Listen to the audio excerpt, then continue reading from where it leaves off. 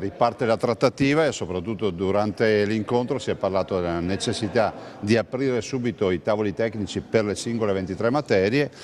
e come Regione ho fatto una proposta di addivenire subito a un'intesa e quindi portare una nuova formula di intesa, cioè, ovvero una legge leggera che dia mandato poi al Governo con decreti legislativi di affrontare materia per materia. Zaia commenta con soddisfazione l'incontro a Roma con il nuovo ministro per gli affari regionali Erika Stefani in quella che ha definito una giornata storica in un impegno verso l'autonomia del Veneto che va verso la conclusione. Se si va con questa formula leggera che è già stata utilizzata nel 1970 per la Costituzione delle Regioni, dove il Parlamento dava mandato e delega al Governo, la si è fatta nel 75 per dare competenze alle Regioni, la si è fatta nel 97 con le Bassanini, diciamo che i tempi sono assolutamente comprensibili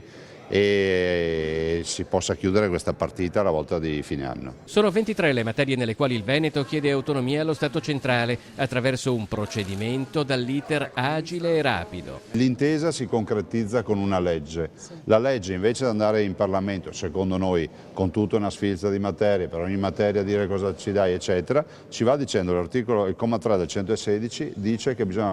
prevede questo. Diamo mandato al Governo, materia per materia, di definire con decreti legislativi cosa dà per ogni materia.